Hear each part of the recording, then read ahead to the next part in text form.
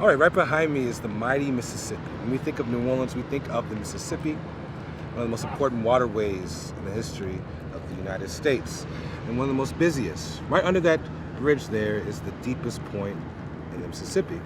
And right on the other side of the Mississippi is a place called Algiers Point. Algiers Point was a place that a man named Solomon Northup first arrived here when he was sent into slavery.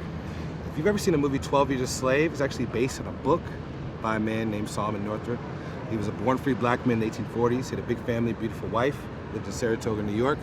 He also was an extraordinary violin player. Such an amazing violin player is often given gigs.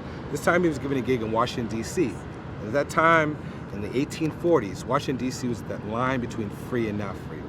So Solomon decided to take that gig. He went to the show. The show went great. After that show, he decided to have a drink. He said he got a little too intoxicated to the point he passed out. When he woke up, he was in chains, and he was immediately sold to the slave trade, being a free black man that could read and write. Once he was sold into slavery, he was put into a group called a coffer.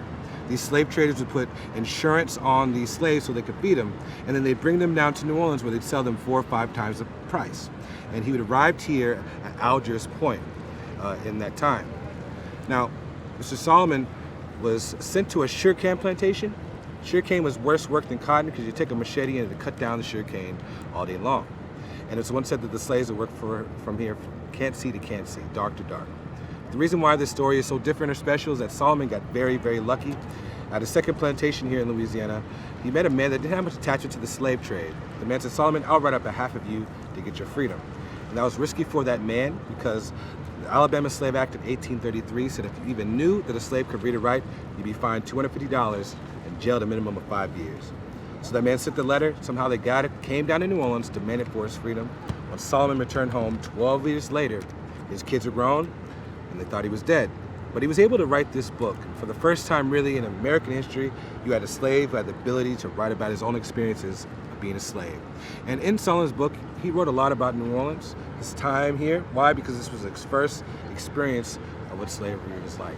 I want you to understand that at a period of time here in New Orleans, slavery was the big business. It was such a big business it made New Orleans the most wealthiest city in America in the 1830s and 40s.